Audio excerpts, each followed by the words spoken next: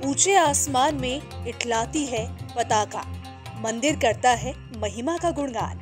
सच्चे दरबार में उमड़ती है भक्ति का पावन और भक्त यहाँ करते हैं माता का बखान। श्वेत चांदनी सी धवल है माता की कीर्ति, संगमरमर की दीवारों से घिरा है देवी का स्थान। बीकानेर से 22 किलोमीटर दूर बसा है करणी देवी का स्थान।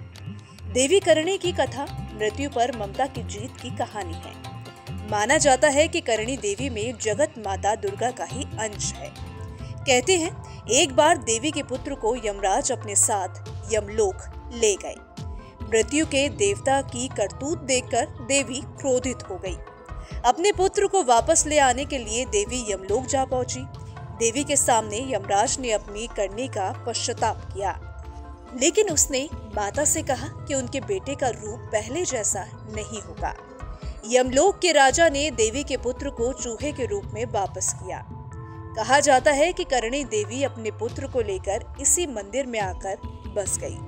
चूहे के रूप में देवी का पुत्र बनने से मूषक राज के भी भाग्य संवर गए। उनको भी देवताओं जैसा ही सम्मान हासिल होने लगा। कारण माँ करणी ने यहाँ पे एक चमत्कार किया था, अपने पुत्र को जीवित किया था ना, तो धर्मराज जी ने कहा था भाई ये आपके बच्चे को आप लेके जा रहे हो, मेरे यहाँ इनकी जगह नहीं है। तो माँ ने कहा मेरे जो भी है वो मेरे मंदिर में ही रहेंगे, मेरे पास ही रहेंगे, आपके पास नहीं आएंगे। तब से मंदिर के अंदर वो जो भी चारण एक्सपायर होता है, ख़त्म होता है, वो मंदिर के अंदर चूहा बनता है, काबा बनता है, और जो काबा ख़त्म होता है वो देशनोक चारण कुल में जन्म लेता है। ये धारणा है।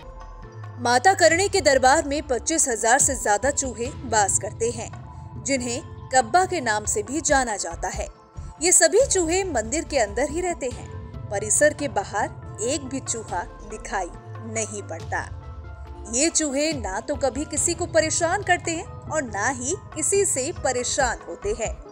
यही वजह है कि मंदिर में जाने वाले भक्त पैर उठाकर नहीं बल्कि पैर खिसकाकर चलते हैं। मान्यता है कि अगर कोई चूहा पैरों के नीचे आ जाए तो सोने और चांदी का चूहा मंदिर में चढ़ाना पड़ता है, तभी पाप से मुक्ति मिलती है। कहते हैं कि करणी माता के दरबार में जिस भक्त को सफेद चूहा नजर आ जाता है उसकी मनोकामना जरूर पूरी होती है। यही आस्था देश विदेश से लोगों को इस मंदिर तक खींच लाती है। तो चूहे नहीं, इनको बोलते हैं कबा। ये हमारे पूर्वज हैं। हम लोगों का मृत्यु होता है तब हमारे लिए स्वर्ग नरक इसी मंदिर में एक कैटेगरी में, हम धर्मराज यमराज के पास नहीं जाते हैं और हम यहीं रहते हैं। और वाइट काबा देखना अच्छा माना जाता है। जो हम में से जो अच्छा कर्म करता है वो वाइट काबा बनता है। माँ से जो भी मुराद कोई भी आदमी करता है माँ उनकी पूर्ण करती है, तभी तो इतने भक्त आते हैं यहाँ पे। तब उनकी इच्छा पूर्ण होती है ना, तब वो जितना माँ को बोल रखा है, जैसे यहाँ साइड में कड़ाव रखे हुए हैं बड़े बड़े, उन कड़ावों में प्रसाद बनता है।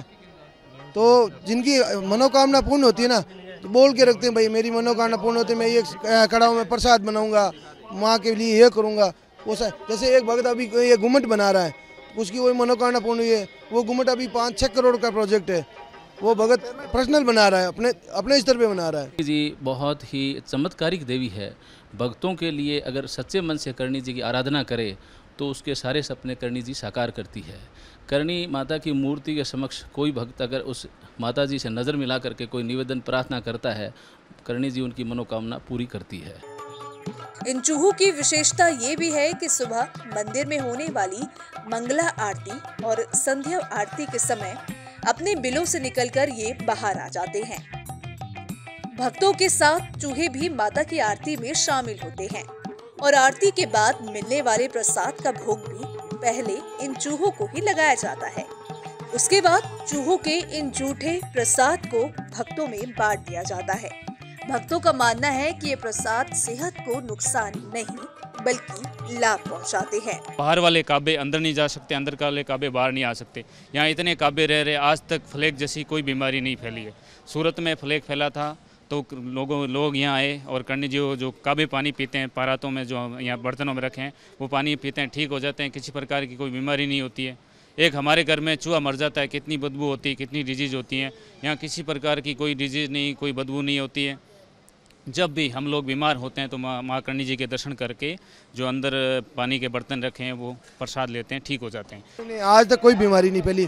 पहले एक सूरत में बीमारी फैली थी प्लेग से, तब वहाँ से रिसर्च करने के लिए यहाँ पे वैज्ञानिक आए थे कि वहाँ पे इतनी ये बीमारी इन रेड से चूहों से यहाँ वैष्णो मंदिर में क्यों नहीं, जबकि यहाँ पे इतने असंख्य गिनती भी नहीं कर सकते अपन इतनी तादाद में। तो उस रिसर्च में उनको कुछ नहीं मिला। करणी माता मंदिर का निर्माण बीकानेर के महाराजा गंगा सिंह ने 20वीं शताब्दी में करवाया था। इस मंदिर का मुख्य दरवाजा चांदी से बना है, जबकि करणी माता के लिए सोने का छत्र बना हुआ है। जितना भव्य मंदिर है उतनी ही इसकी महिमा की ख्याति भी है।